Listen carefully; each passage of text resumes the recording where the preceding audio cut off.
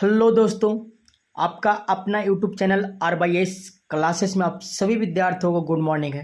तो आशा करते हैं कि आप लोग अच्छा होंगे और आपका क्लास कंटिन्यू चल रहा होगा। तो आज की क्लास में हम लोगों ने क्लास 12th का बायोलॉजी पढ़ेंगे। चैप्टर नंबर आपका 1 है। चैप्टर का नाम है आपका जीवों में जनन। तो ये चैप्टर का हम लोगों ने पार्ट नंबर 6 तक क्लास को देख लिए थे।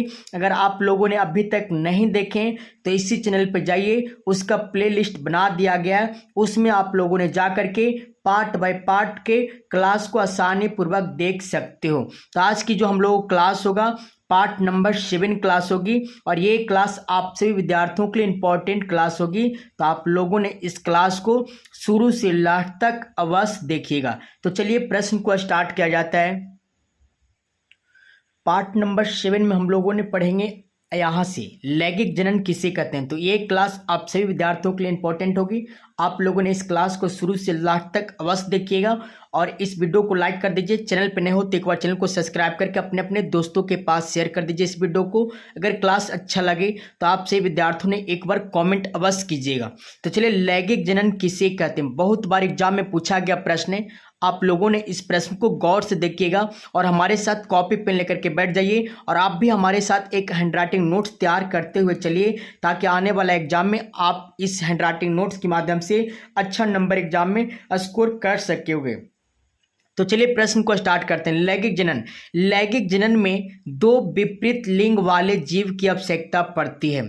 क्या? लैंगिक जनन में दो विपरीत लिंग वाले जीव की आवश्यकता पड़ती है। दो विपरीत लिंग कौन होंगे? एक नर होंगे और एक मादा होंगे।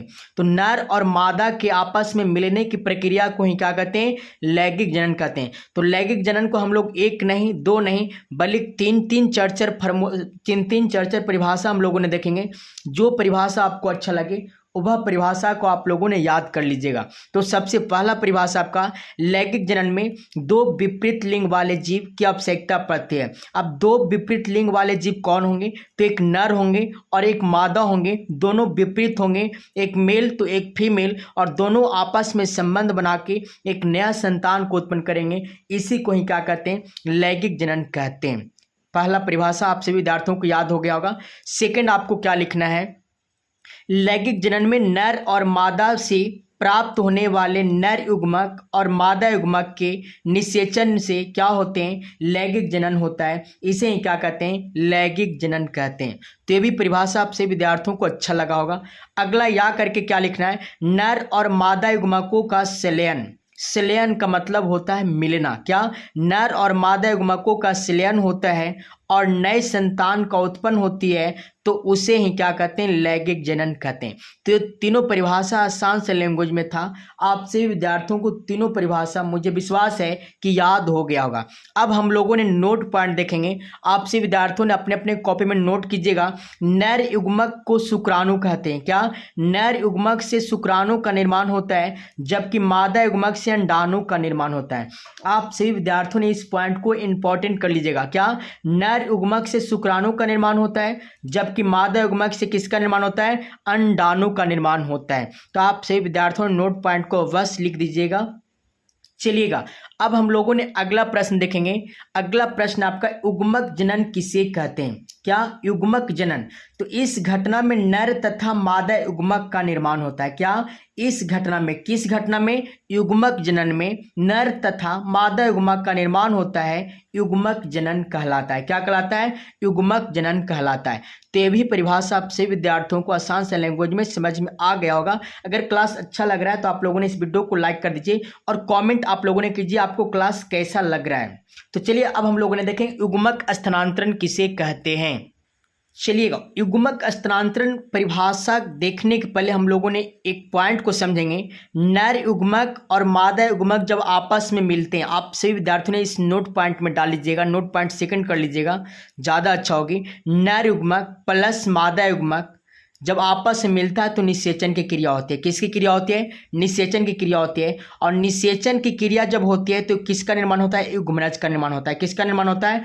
युग्मनज का निर्माण होता है। तो इस पॉइंट को आप लोगों ने पॉइंट नंबर 1 कर लीजिए, ज़्यादा अच्छा होगी। क्या? नर युग्मक तथा मादा युग्मक जब आपस में मिलते हैं तो निषेचन की क्रिया होती है और इसे ही क्या कहते हैं? युग्मनज कहते हैं। बात समझ में आया होगा। अगला पॉइंट हम लोगों ने देखें, युग्मक स्थानांतरण किसे कहते हैं। तो इस घटना में युग्मक एक स्थान से दूसरे स्थान पर स्थानांतरित होते हैं। कहने का अर्थ ये हुआ कि युग्मक जो स्थानांतरण में क्या होती है, एक स्थान से दूसरे स्थान पर जाती है। कहाँ से? एक स्थान से दूसरे स्थान तक जाने की प्रक्रिया को ही युग्मक स्थानांतरण कहते हैं। तो ये भी परिभाषा आप सभी विद्यार्थियों को समझ में आ गया होगा। इस घटना में युग्मक एक स्थान से दूसरे स्थान पर स्थानांतरित होते हैं, उसे क्या कहते हैं? युग्मक स्थानांतरण कहते हैं। अगला प्रश्न हम लोगों ने देखेंगे, निषेचन पश्च घटनाएं किसे कहते हैं।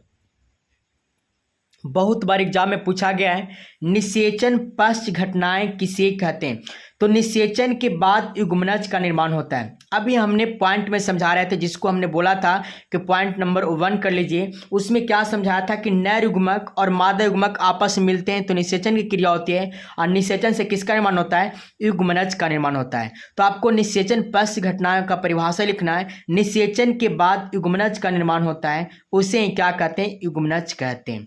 तो निषेचन किसे कहते हैं? आप सभी विद्यार्थियों ने ये पॉइंट को लिखिएगा अपने अपने कॉपी में, निषेचन किसे कहते हैं। तो आप सभी विद्यार्थियों को समझना है, जब नर युग्मक एवं मादा युग्मक आपस में मिलते हैं, क्या करते हैं? जब नर युग्मक एवं मादा युग्मक आपस में मिलते हैं तो इस घटना को ही युग्मक संलयन कहते हैं। क्या कहते हैं? युग्मक संलयन कहते हैं। तथा आपस में मिलने की प्रक्रिया को क्या? आपस में मिलकर द्विगुणित युग्मनज का निर्माण करता है। क्या? तथा आपस में मिलकर के द्विगुणित युग्मनज का निर्माण करते हैं तो इस घटना को क्या कहते हैं? निषेचन कहते हैं। तो आप सभी विद्यार्थियों को निषेचन का परिभाषा भी आसान सा लैंग्वेज में परिभाषा समझ में आ गया होगा। अब हम आप सभी विद्यार्थियों को पॉइंट से समझाना चाहेंगे। आप लोगों ने इस तरह का पॉइंट से समझिएगा। देखिएगा, ये आपका नर युग्मक है, ये आपका मादा युग्मक है। नर युग्मक से शुक्राणु का निर्माण होता है। किसका निर्माण होता है? शुक्राणु का निर्माण होता है। और मादा युग्मक से अंडाणु का निर्माण होता है। अब हम लोगों ने शुक्राणु को एन माने। क्या? शुक्राणु को एन माने, अंडाणु को क्या माने? एन माने। अब शुक्राणु और अंडाणु आपस में मिलेंगे, मतलब एन और एन जब आपस में मिलेगा तो कितने एन का निर्माण कर देंगे? 2n का निर्माण कर देंगे। तो ये भी आपसे विद्यार्थियों को इंपॉर्टेंट प्रश्न समझ में आ गया होगा। अब हम लोगों ने नेक्स्ट प्रश्न को देखेंगे। नेक्स्ट प्रश्न है आपका निषेचन के प्रकार। निषेचन 2 प्रकार का होता है, बाह्य निषेचन या अंड प्रजक बोलते हैं। क्या? निषेचन कितने प्रकार को होते हैं? तो आपको जवाब देना, निषेचन 2 प्रकार के होते हैं। बाह्य निषेचन या तो अंड प्रजक बोल सकते हैं, आंतरिक निषेचन या तो सजीव प्रजक बोल सकते हैं। अब हम लोगों ने निषेचन के प्रकार को देख लिए। अब निषेचन को हम लोगों ने क्या करेंगे? दोनों प्रकार को आसान सा लैंग्वेज में परिभाषित करेंगे।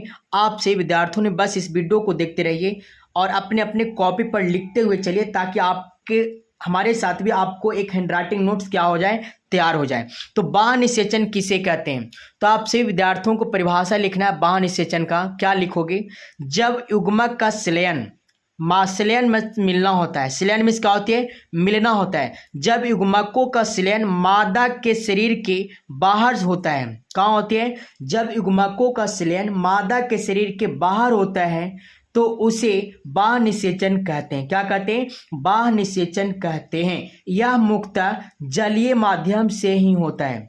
कैसे होता है? बाह्य निषेचन किस रूप में होती है? जलीय माध्यम से ही होता है। जैसे में आप समझ सकते हो, उभयचर, मछलियां, मेढक, ये सब बाह्य निषेचन का उदाहरण है। तो आप सभी विद्यार्थियों को बाह्य निषेचन भी आसान से लैंग्वेज में समझ में आ गया होगा। अब हम लोगों ने समझेंगे आंतरिक निषेचन किसे कहते हैं।